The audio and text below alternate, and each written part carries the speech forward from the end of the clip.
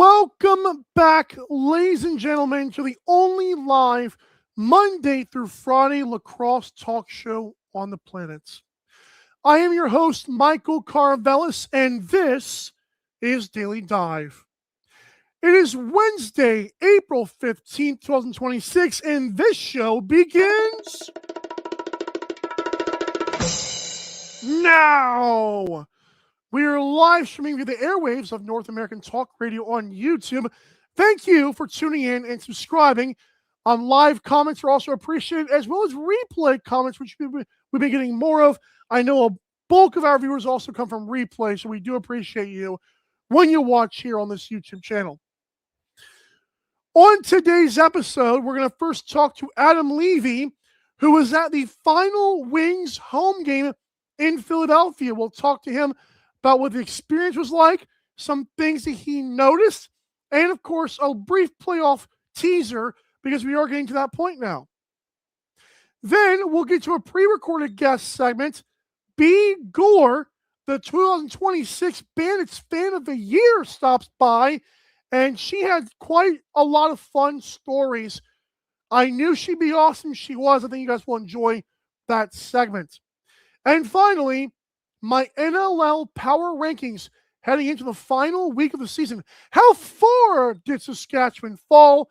And we're down to 10 teams now, because now 4 of them have been eliminated. Reminder, if you are a United States resident, you can find NLL merchandise at natalkradio.us/NLL. They've got playoffs merchandise now, a bunch of t-shirts and hoodies on there that say clinched. And again, it's unfortunate Canada residents cannot get these. I know teams will sell them individually, but Amazon store has that. If you go to our link, it takes you there. We appreciate you for that. Troy says, keep the Wings in the Philadelphia metro area. That's the goal, Troy.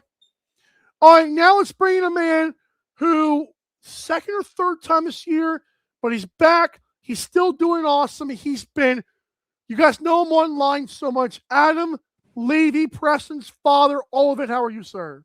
I'm very good, Mike. Thank you for having me on, and hopefully this is an exciting conversation about the Philadelphia Wings and the last home game. I've got quite a few pieces of content that still haven't come out, one that has come out, so thanks for having me on to talk about, I guess, what was a somber day, but one that we saw coming for a while. Captain said it felt like a funeral, like whenever we talked about it last Monday heading into the game. And it was just funny because it felt good. I saw the Eric Fennell video someone shared on Facebook. I shared on my Twitter page. That everybody there was fired up. But you are right. At the end, it was kind of like, you almost got to kick them out the building because I think no one wanted to leave. Have you seen the Facebook groups? They've been posting so much awesome stories from that Wing stuff, man.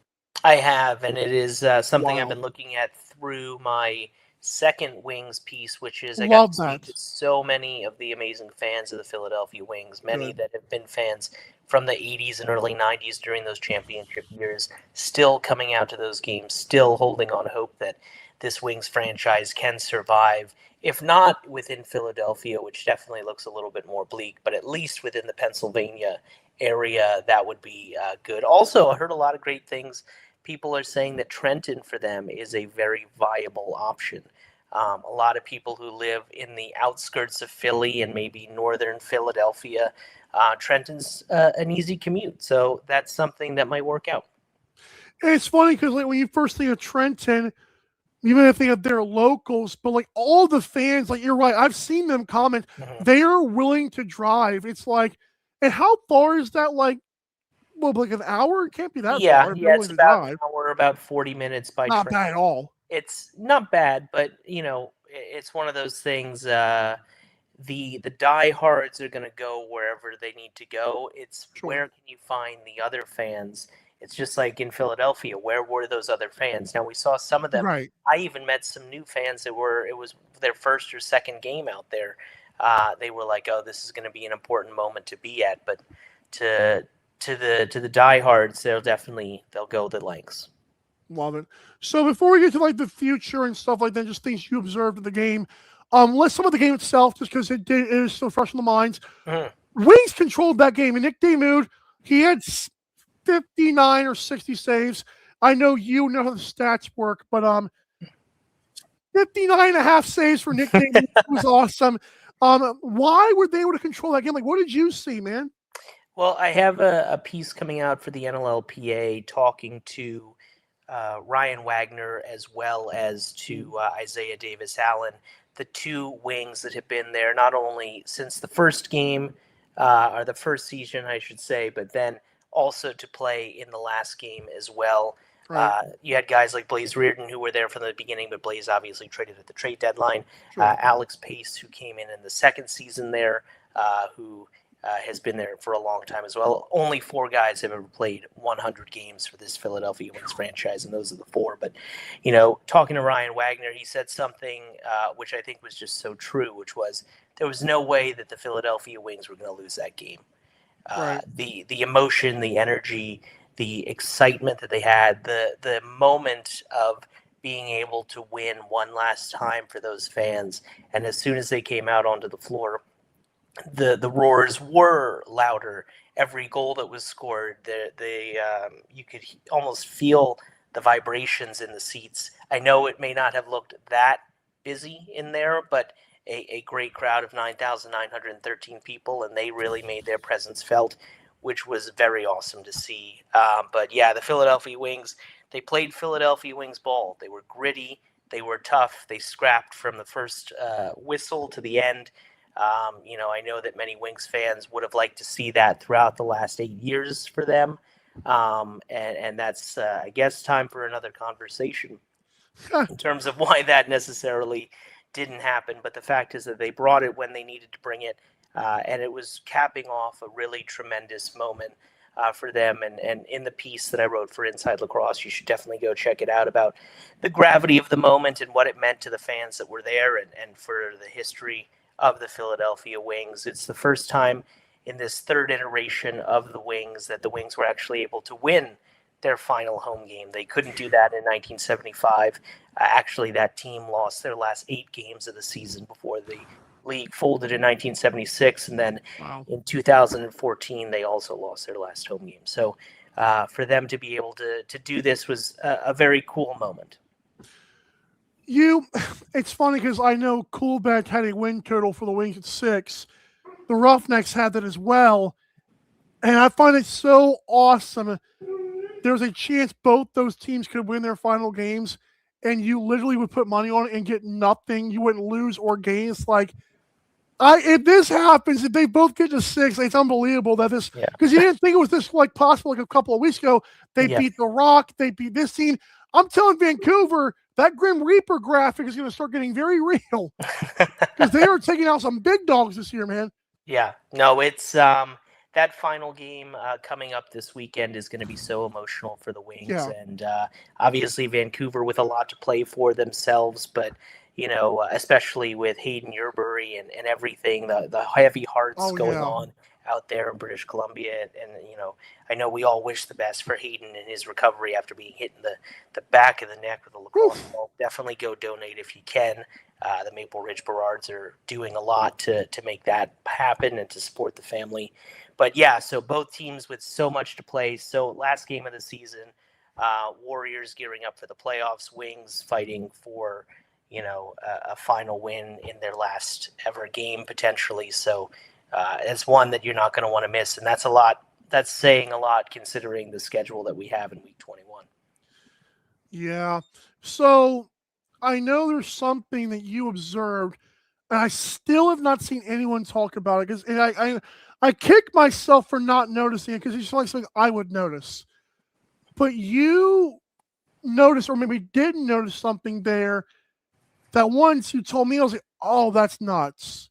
Yeah. What was that, and why was it so significant that this did not happen? Well, I think let's preface it by saying that no commissioner is ever obligated to be at a team's last game. They, especially when said commissioner is working his butt off to try and make sure that this Wings franchise exists in whatever capacity that means, whether it is locally or whether it is in another city. But my thoughts were that I think it would have been a great gesture to have Brett Thru in attendance for this final Philadelphia Wings game, solely for the fact that the Philadelphia Wings brand and what it's meant to the National Lacrosse League going back to the 1970s. That was the first time, one of the first times in the United States that we saw pro box lacrosse, and we saw how that fan base gravitated around that. Then to see that same thing, the 14,000 fans that you saw in the 1990s, that city has given so much to pro box lacrosse, and I think the fans would have loved to hear from him directly to say, I am fighting for this franchise. I am fighting for this team. I'm fighting for the players. The optics of it. Now, of course, if things are so unknown, you don't want to necessarily put all your eggs in that basket and then look like you haven't delivered. But, if there's any franchise, I would say the same thing if Buffalo was in a dire situation as well, that's an opportunity to say, hey, fans of the NLL, these fans that I'm trying to give the best product or create the best league that has the best product for lacrosse in the world. I hear you, I see you, I feel you, I can be empathetic with you, and here's what I'm doing for you. I think that could have gone a long way. I know that Commissioner Thru is not always at the forefront of wanting to be on camera and wanting to be in the public eye always, especially when he's so hard at work and trying to get things done behind the scenes. But that's something that I wish would have happened. Yeah, it's maybe it is a big deal, maybe it isn't. Like we said, it's kind of like optics, but even let's say the scenario, let's play the Bandits game. Let's say Bandits are suddenly in trouble, and let's say they do get moved or full, right? Just out of nowhere. The same thing with the Wings. Yep. If you tell fans we're fighting, they're not going to attack you. They're going to attack the people that own the team. But if you go, it's like you have, like PR, you have to get out in front of things so you don't look like the bad guy. And so now if they fold, if they're not local, it's like, well, you sure weren't hands-on because it doesn't look like you're. It's something to think about for sure. Yeah, and I also think he would have had the cover, so to speak, of the fact that he did not bring the Philadelphia Wings back to Philadelphia. That's was a Nick Savage project. Yeah. So it wouldn't be him being in front of people and in front of the National Lacrosse League public eye being the face of a failed project. He would be the savior in potential, so to speak. Right. And I think that is just another fold to this. But again, I know how busy, Commissioner Thru is, and I understand if there were other things in the way, but that's just something that I would have liked to see. But, I was at the Riptides last game, and I know how, sometimes it feels like everyone's already said goodbye, including all of the staff, the people that own it. I remember that it felt so many of the concession stands, so many of the merch stands out in Long Island were closed or not functioning. And, it was interesting to see how long the lines were at merch and concessions in Philadelphia this past weekend. It felt like they were definitely a little more short-staffed and not able to deal with the 9,900 people very possible, as best they could. And, another missed opportunity, I think, maybe, and because of that, is that this was the first time in a long time that the Philadelphia Wings had sold out the lower bowl. But there was no point during the game, which if you were watching or if you were in attendance, that you saw a full lower bowl. And I think that so many people were walking around the concourse. If there had been an opportunity to get everyone in the lower bowl to have that image, the images we see of a full nest in Halifax or in Hamilton and things like that, those resonate. And those resonate with potential ownership groups. You can look at this full space. That really works. And the fact that never happened was disappointing, because it never really... It sounded like 9,913 people because the ones that were in the seats were so loud, but it didn't feel like 9,913 people. Fair. I do think optics could really help a league like this. So as media, we talk about it. It's not like we're not saying bad or good things, but it's something to bring up for people to talk about. So let's now just fast forward completely to the good stuff about the NLL. It is the playoffs very soon. Yep. We're in the March to May, but we're practically there. So this weekend, week 21, obviously the final playoff teams will get their seeding. I think we still have 2 spots left. But regardless of that, though, what is your take on who you think? Let's do a surprise run first. If all 8 teams, whoever they are, make it, do you see a San Diego or Halifax? Even Toronto might be surprising. Saskatchewan might be surprising at this point. Who would be your surprise pick that really, like, maybe everyone's fallen off about, or maybe no one's thinking about that you can see? That could make a real run. I mean, Toronto has really shown itself, especially when they're healthy. Their depth all over the floor. They've been really promising. To see those rookies make a run. It brings me back to Alex Simmons, Ty Kurtz, and that group when they made that run. And then Nick Rose. I know playoff Nick Rose hasn't been who we've expected him to be, especially in comparison to the regular season, but they've got the pieces there to do it, and we've seen them be incredibly successful this year. So I think that they're a team that could make some noise. I think that this weekend it's going to be very interesting to see who gets in. Unfortunately, as much as I would love to see the Desert Dogs make the playoffs, the odds seem against them in this case. I don't know. I know they have many different scenarios in which they can get in, but I don't know that that is going to happen.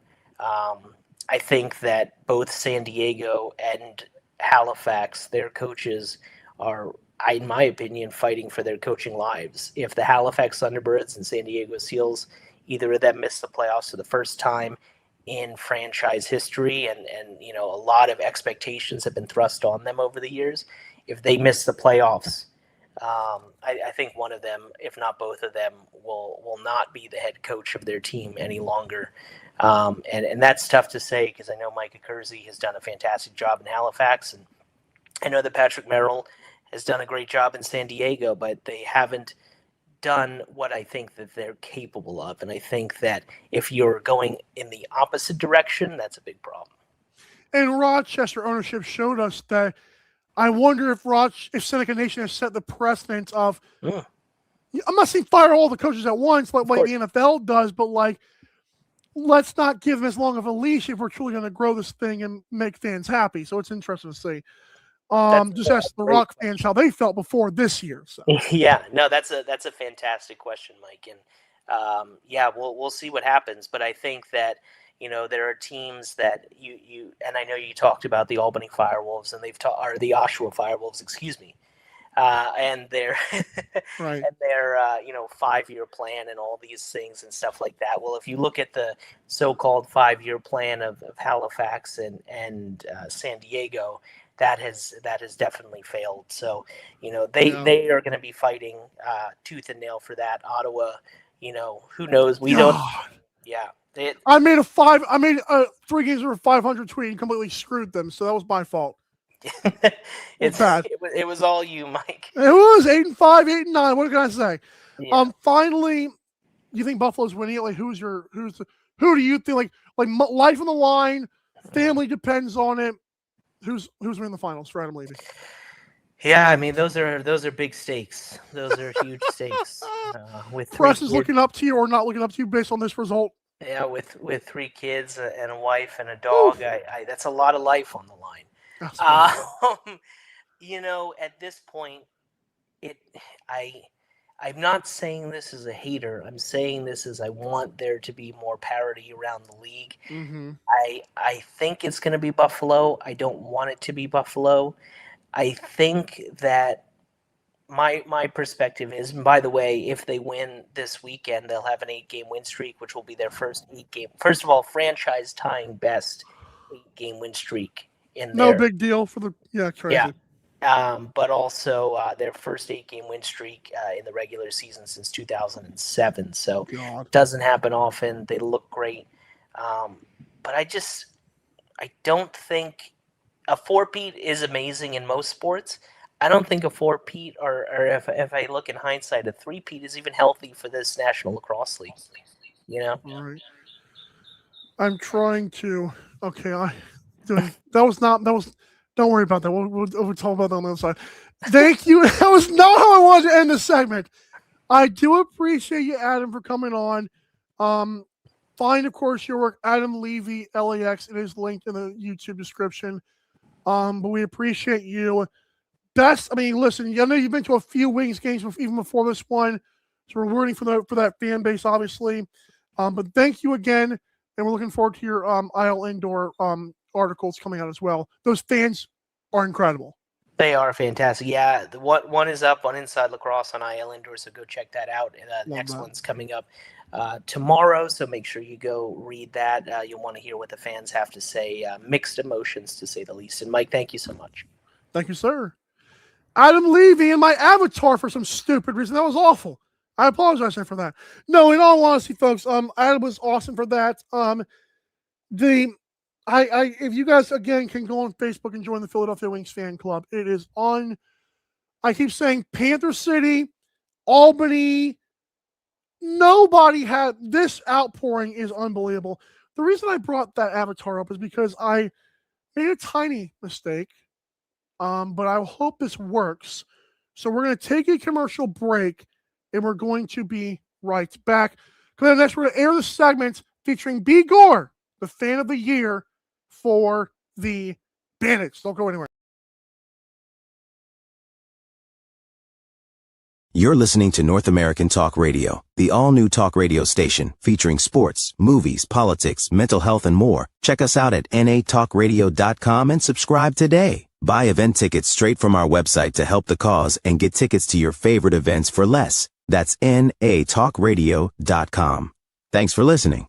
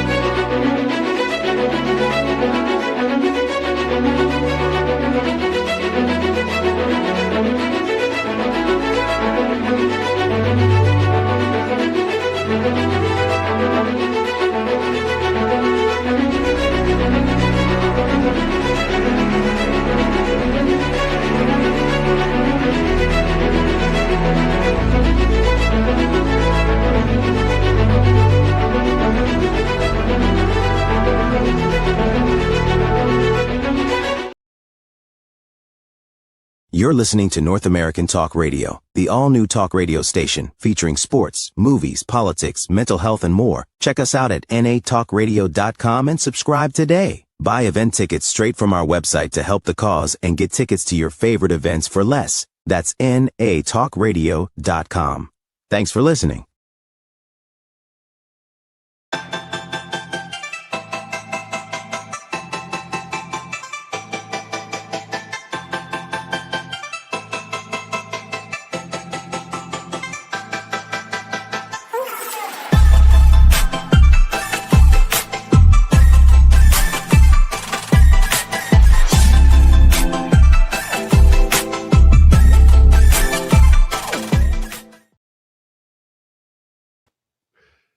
Hello, everybody. Welcome to another pre-recorded guest, even though we are airing live here on Wednesday. I'm with B. Gore, and in case you guys don't know who is B. Gore, well, obviously the Bandits jersey checks out, but this is B. Gore. And I think everyone knows you as B, like from Twitter, like Papa B. Like you are Papa B. That is who I am, yes. The fact that the Buffalo Bills dropped the government, and you're like, wait a minute, guys, hold on, keep the brand here, pal. So, I should have had them use the brand. You ain't lying. So we'll start off with I need to know, because I'm selfish, because you'll have the friends of other super fans saying I should have been this guy in being just lighthearted. But you've been around.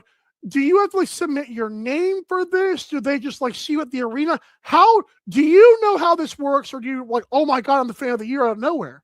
I know how it works. Yeah. Okay. So it is a nomination process. So I had a bunch of people who basically chose me to nominate, and they wrote their reasoning, and everybody wrote different reasons. I don't know everybody's, but they all were read by somebody. Somebody had that job, and they narrowed it down.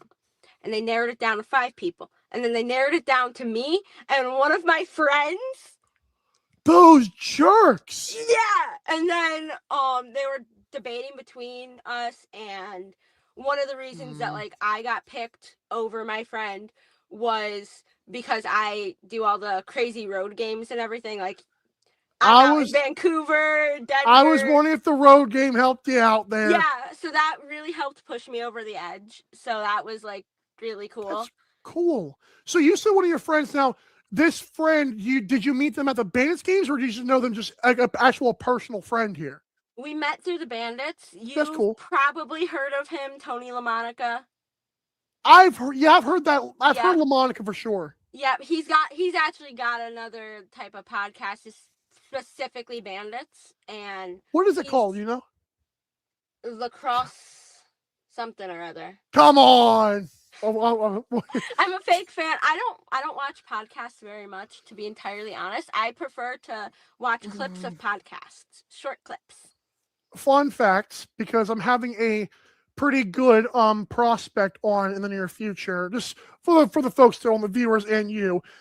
This guy told me in the DMs, yeah, I've been watching all your clips. I'm like, you know what? After doing an hour show, I respect it. It's like, oh well.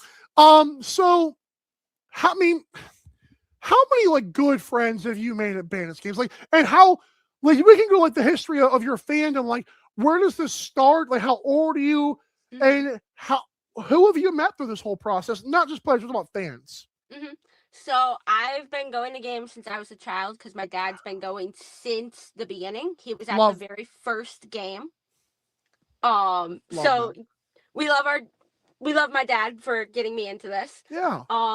And we always caught like a couple games as a kid, and I always was just like really into the lacrosse, because hockey games were really cold and lacrosse wasn't, and I'm a cold person. So I like the lacrosse games. I like the pace of it better, and over time I was like, hey, let's go to games. And then I started pushing for like every single home game. Come on. Because you gotta.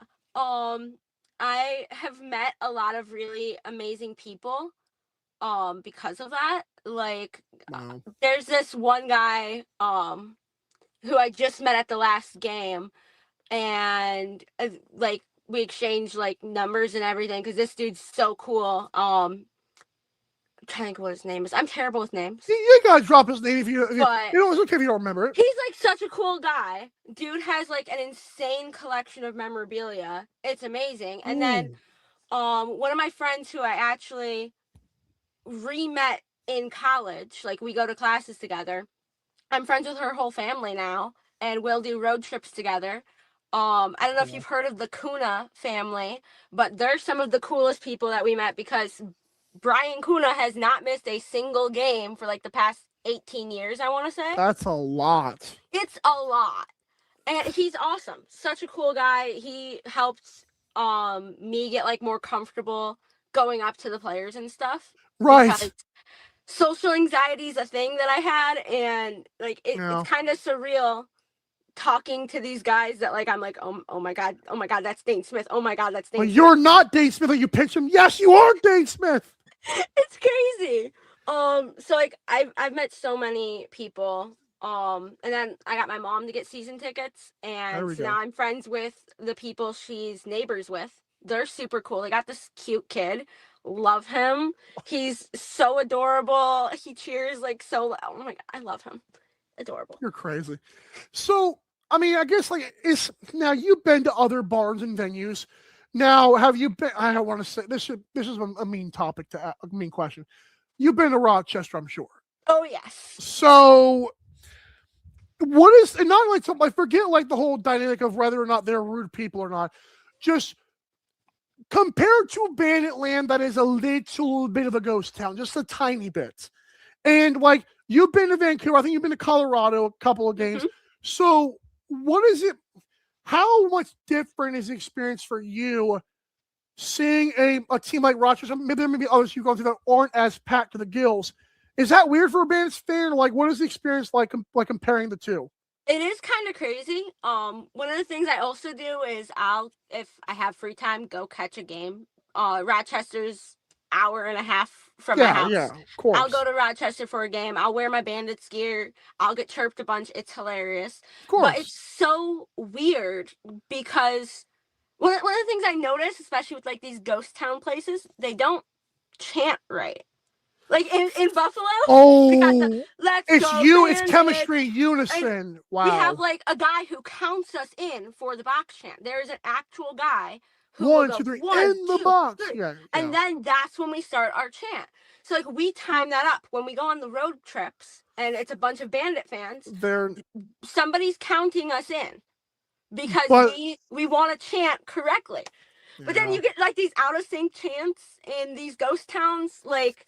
Oh, and then like Rochester, one of the problems I've seen there, their PA announcer is doing all the heavy lifting.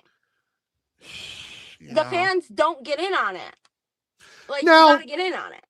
See, and part of like, and this is not like a heart Rochester. We didn't bring on Gore to destroy Rochester. That was my fault.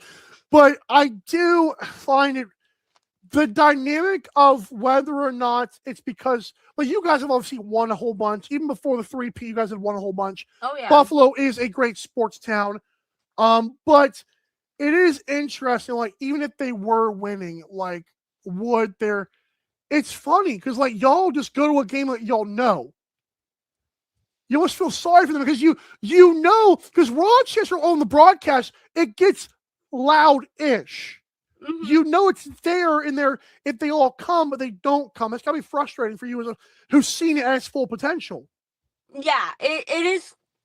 I think more cities need to cultivate a fandom like how Banditland has. And I don't know the solution there. Of course. But, like... It breaks your heart, don't it? It does, especially, like, now that I'm seeing places like Philly's got the devastating news, they're losing their team. They jumped from having low attendance to very high attendance for their last game. Where was that all season? Correct. Where was that all season? The team still sucked, by the way. So, it's tough. But, so which barns? So let's see, Colorado, Vancouver, Buffalo, Rochester. Is there any more on that list? Okay, I've been to... well, Toronto's technically Hamilton, just saying. You probably been to a few rock homes. Yeah, been to Albany when Albany was a thing. I went to New York. Albany is great. Did you go to the Riptide? Yeah, I've been to the Riptide. Green was electric. Now, I've heard the National Coliseum, they didn't really do too well holding that place down, but yeah, seeing the Seafoam Green would have been the heavy lift. It was kind of cool. I'm not gonna lie. I'm really glad I got that experience. That's cool. Because I only got to go once. There was a back-to-back weekend where love those. It was Philly, then New York, I think it was, and it was like absolutely amazing. We won both games. But like that arena is really interesting. What Albany games like did you go? Like, was it recently or was it like when they first started? Because they're in Oshawa like this year. I went in 2022, 2023, and then up until like the end. Once we went the first time, it was every year till they were gone. So if you've seen Alex Simmons and then you saw before, because 2023 is the year they went to the finals and sweep them up. But why do you think Oshawa / Albany is? Does it seem weird that they've fallen off considering how good they were in 2023? Yeah, so I kind of feel like we broke them, and I hold that stance. Here's my thing. Okay, I am very biased about a specific player because I followed Panther City when it was a thing. I never got to go down. That was so cool. I was such a big fan of Will Malcolm, Nathan Grennan, all of them. Grennan, right? We're going to talk about him. Yeah. Nathan Grennan is like my guy. I followed this guy over summer. Yep. We talked. He's awesome. And I've always hold a bias that Panther City played better when he was in the lineup. So did Oshawa Albany. thing. Yeah. Exactly. They fumbled him. Every team that's fumbled him sucks now. Just saying. Right? Yep. Just saying. If they like Colorado picked him up and like they were like, why can't we get our offense inside? Like, I don't know, you're not getting the physical guy inside, you bums. Like, what are we doing here? Play Nathan. I'm just saying. I am acknowledging that I am fully biased towards this kid because like that's my guy. But they definitely could have won that game in Buffalo if they had played him because he's historically played good against us. Why wouldn't you play someone who historically plays good against us? Now, this will seem counterproductive because I'm talking to Bandits fans here. On Monday's show, I did a segment with my buddy Captain, who I asked him, how would you beat Buffalo like if you're a coach? All right? His idea is, because he thought it was transition, he's like, well, apparently, like old guys still like to run fast. You can't beat them. You can't beat Matt Vincent transition either. So his idea was like every possession, like basically play at least 20 seconds of the shot clock, like rock the baby to sleep and try to piss off Buffalo. Yeah. Do you think a Nathan Grennan type character and a team like that can get? What is the weakness for Buffalo if there is one? Okay, help us out here. If you could find the trick to get past Vince, which I observe goalies, I am aware of where his weak spots are, and I'm not telling. Yeah, you're fine. Yeah, don't tell him. Yeah. But if like you guys can identify where those are, easy. Like something our team does. We play amazing games against Higgins. It's a thing that we always do. Watch back games where he's in net for like Philly or any of the teams he's been on. And you are going to notice he is getting absolutely smoked by us. We know where his weak spot is. All you got to do is find your goalie's weak spot, and you can score on that goalie. It's frustrating. I play goalie. It's frustrating that my brother knows exactly where to score on me. Very frustrating. It's the elbow. Okay. But also, the other thing is, with any team, if you can get their defense and you're running them in circles, easy. Like, we have a very tight-knit defense. I always say our team is truly like a family. They know where they're going to be before they're already there. But you get our defense off beat. If Matt Vince has nobody in front of him, he's only as good as he can be. Matt Vince is the GOAT, but he still benefits. I mean, he benefits so much for our defense being in front of him. They created a rule to nerf us. That was wild. That was nerf. I like you said nerf. Thank you for saying nerf. That was a friendly program word there. So you've met Matt Vince a couple of times, right? Yes, I have. Now, don't tell me what they were, but have you asked him about these weak spots? I haven't talked to him about them. I've talked to Steve Orleman about them. And he acknowledges they are there. Yes. Wow. Because everybody has a weakness. Of course. It's nobody's perfect. This is a Coca-Cola and this Chili's. Like, I love soda. It's unbelievable. Yeah. Please. So, like, there are totally those spots. And if a team can watch back those clips and find those spots, more power to them. I don't want them to. But power to them, not you. Of course. I got you. Yeah.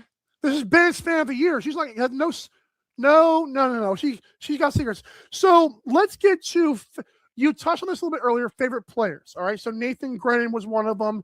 I think you mentioned, was it Malcolm? Will Malcolm? Yeah, Will Malcolm. Those are the two. He's the only, well, actually, they're both on the Mammoth now. They're the only two Mammoth players I really like. Not counting Tim Edwards. I love Tim Edwards. I don't love him on the Mammoth. He's a dog. He's amazing. I met him over summer with the Six Nations Chiefs. I have his Chiefs uni, actually. He scored a goal. I was on the fence about buying it. He scored a goal, and I was like, okay, I'm going to go buy it. I'll get it, darn you.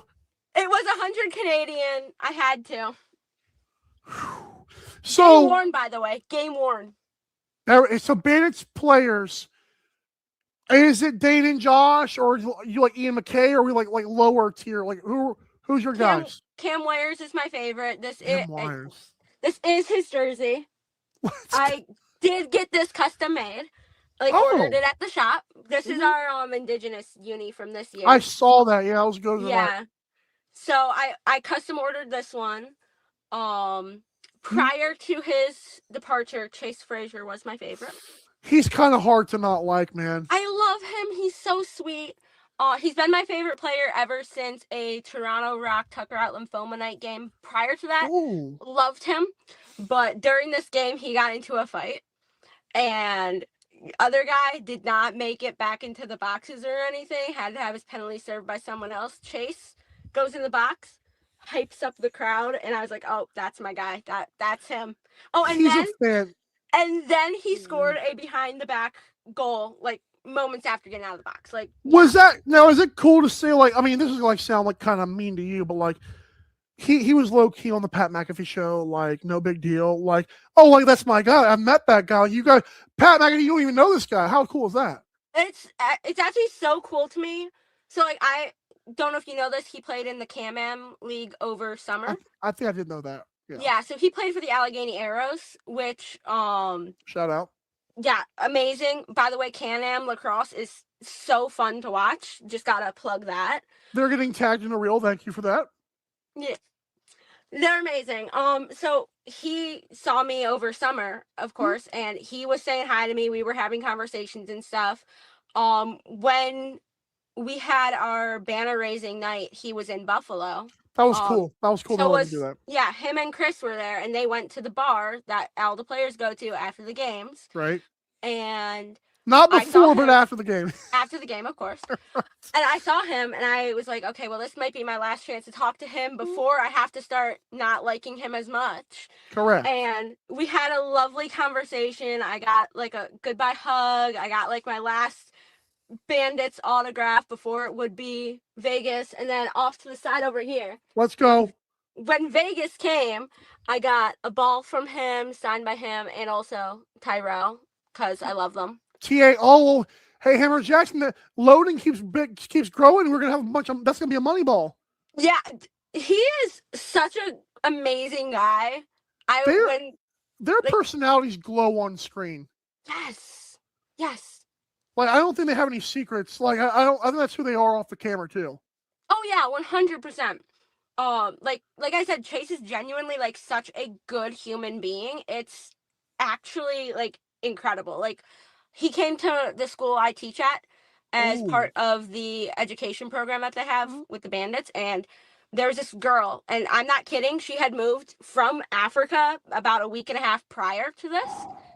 Not only did he make sure she got to understand how the lacrosse stuff was working, but like he made such an impact on this girl that she's considering still going to play lacrosse. Hey. Yeah. That's I like that. Yeah. What age like level are these like kids normally that you teach? Or so I teach 4th grade, so that's like 8, 9.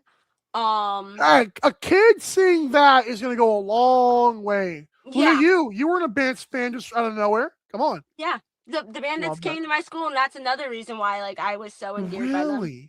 Mark Stainhouse at my school. No big deal. No big deal. I just met Mark Stainhouse in school. He only breathed the same locker rooms I did. You know what I'm saying? Like the hallways, that was Mark Stainhouse when he coughed over there. Yeah. Yeah. Oh, so let's get down to business. I mean, it seemed like the Bandits are back in the playoffs, obviously. I mean, like, and they might win a 4th ring in a row. So be honest, did you at any point this year think not this time? Or did you really or are you past the point of doubt with these guys? Never a doubt. Never a shred of doubt. We were on that losing streak, and I was telling everybody, don't even talk bad. We are coming back from this 100%, no doubts. RELAX, right? Like they're the Bandits. They're gonna come back. They're gonna do this. Matt Vince locks in. Our offense locks in. Our defense locks in. Tic-tac-toe. 4-Pete incoming. Joe Rez, is he pretty cool? Oh, the coolest. Fresh Fits champion, by the way. He's not too bad. That dude, he's got a dilly dive beanie. I'm just letting you know. Hey, I love that. It's such a fun sport. Other sports that you like? Baseball. I mean, But tell the people what you do during baseball. You can't just say I like baseball. I watch baseball and I crochet frogs, and then I'm working. They're only frogs? No, I do other things too. I'm working on a top back here, but right now it's just a ball of white. Sure, it's just underwear right now. We're fine. Totally, yeah. It's gonna be like a baseball top where like it looks like a baseball. Wow. Which is pretty neat. I also wind yarn. And I do as much as I can with my hands, and then I also track statistics the entire time because I'm insane. You're like me. Yep. See, when I love it.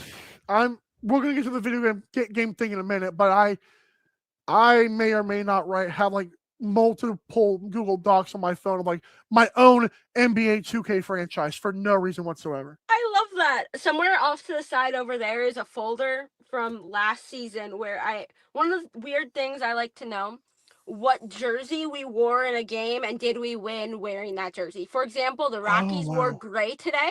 That's our road jersey. We lost in it. We have not won a single game this season wearing any jersey other than our purple alternate uniform, which is also the one we've worn the most. Have you told Kira that? Yes. Is she buying in, or is she kind of like hesitant there? I don't think that she cares, to be entirely honest. God, of course she doesn't. I'm gonna make her watch this segment, and then she's gonna be like, try to dig out of that hole. But like, it's mildly interesting, but it's something I went back last year because I only got into baseball in August. It's not even been a full year of me liking the sport. Well, that's why you're crocheting. Like, we're still trying to appreciate this stupid, boring sport. No, yeah, but I went back. I watched all the highlights of every single game from last year, and I wrote down what jersey we were wearing, did we win, what players were playing, all that stuff, because I am insane. You're a psycho. That's like, yeah, you're like, fourth grade teacher. That's the least of our worries right now. Unbelievable. So, one more question that we're scheduled for, then we'll get to the video game part. I can't talk. Mm-hmm. Why would you tell? Let's go with the young crowd because that's like the new crowd. Why would you? How old are you? I'm 21. Oh my! Oh, now we're definitely going to the bar after the game. So, if you're talking to a person who's 21-ish, why should they watch the NLL? Okay, first thing I do is I will pull up clips of a game. Yes. And specifically, I'll look for a game that's got a lot of fast-paced action in it. The more goals, the better. The more physicality, the better, because that is the target that we're looking for here. That gets them drawn in first. Like, I think step one, yeah. Yes, and then, so they're seeing the clips, they're going, okay, that looks really cool. And then, if they're, like, local to the Buffalo area, I go, check out Bandit Land. It's insane. I'll show them pictures of the crowd. I'll play them video, because I record videos sometimes from, like, my seat. I show them the environment. And especially if they're, like, somebody who's just a Sabres fan, and then they're seeing the difference. I mean, Sabres are on a heater right now. No sure, one time. That. But the environment, I've been to some Sabres games recently. I just had a friend who came from England, so I went to a game with him. And well, tell me that was a safe trip home, Yeah, he actually also went to a Bandits game too. He liked the Bandits game environment a ton because you got the music going all game. You've got the just overall support of all the people around you. I give high fives to people I don't know. Sure. Like, it's the whole thing. My dad, he's got this massive flag, so we're going up to people. People come up to us and they're like, can we get a picture with the flag?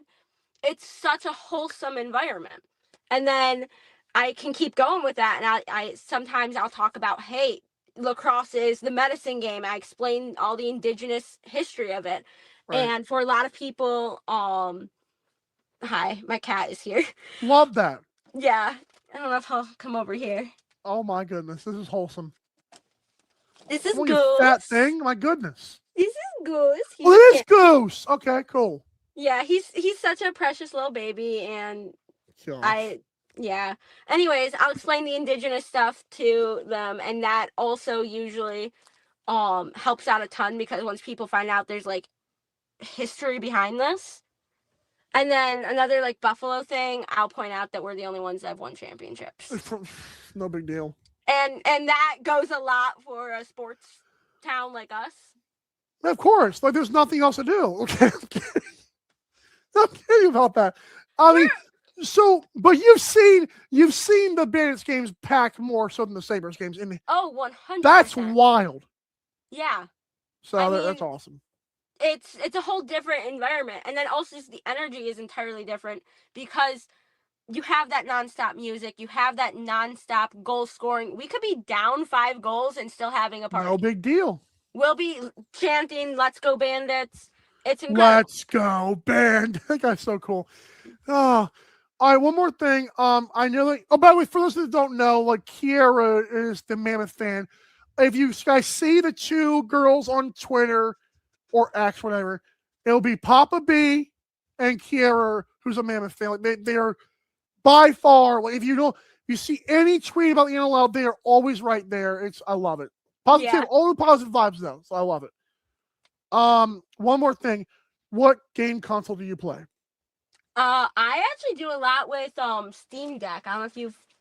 I wanted one of those. I have a Steam Deck. This is my primary thing. It's probably dead right now because I was using it earlier. But this is what I use the most because it fits in my room, and then I also use a lot of PC stuff. But I have a emulator, so I can kind of do a lot. I have the Asus ROG Ally. It decided to lock me out, and I don't want. I don't. And you know, like how PCs, you just gotta like figure out like how. I don't feel like breaking it down. I'm good.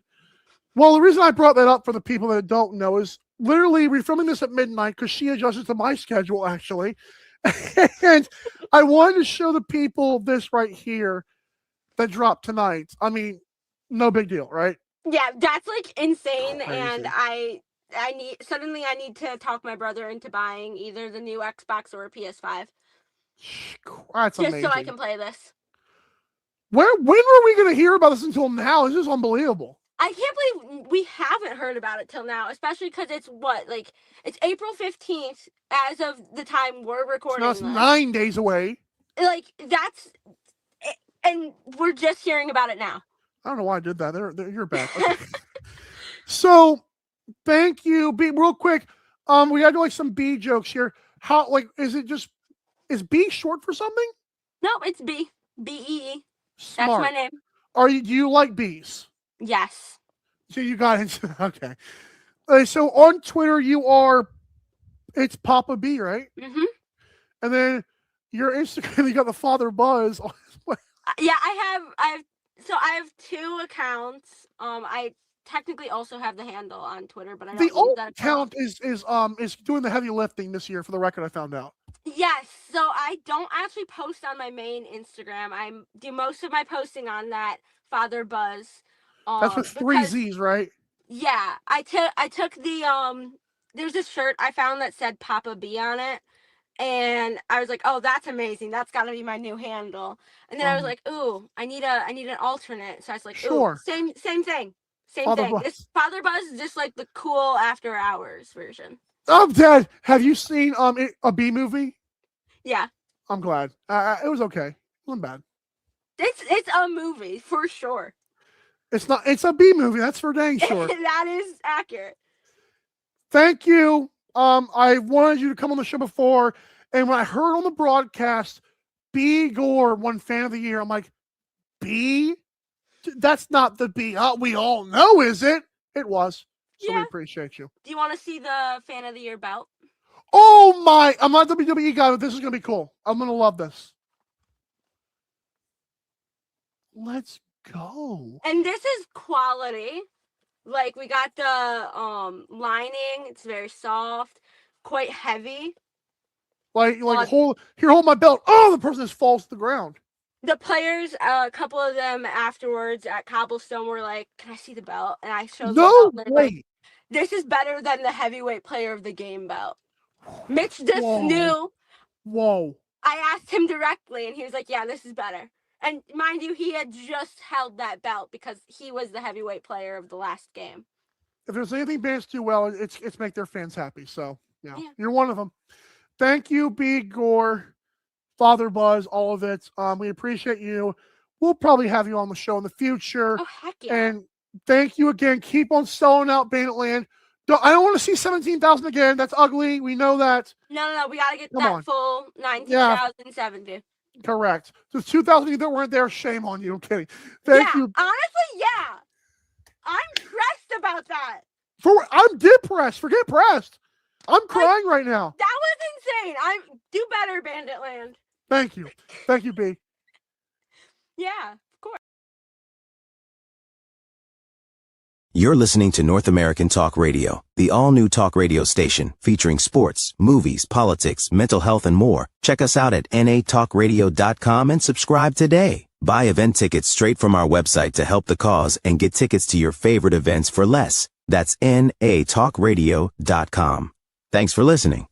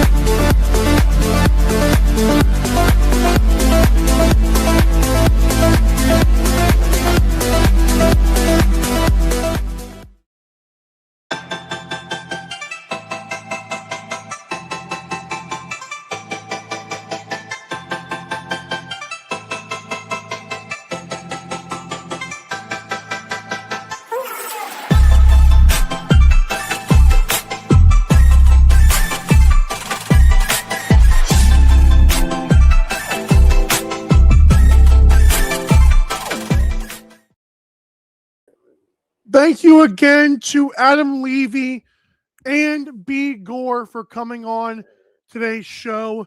B did adjust her schedule to make that happen, so we appreciate her for that. We appreciate Adam Levy again for giving us some insight on the Philadelphia Wings game and, of course, some predictions for the future.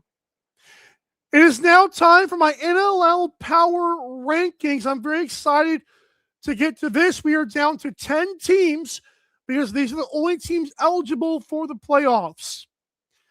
My number 9 and number 10 rank right now.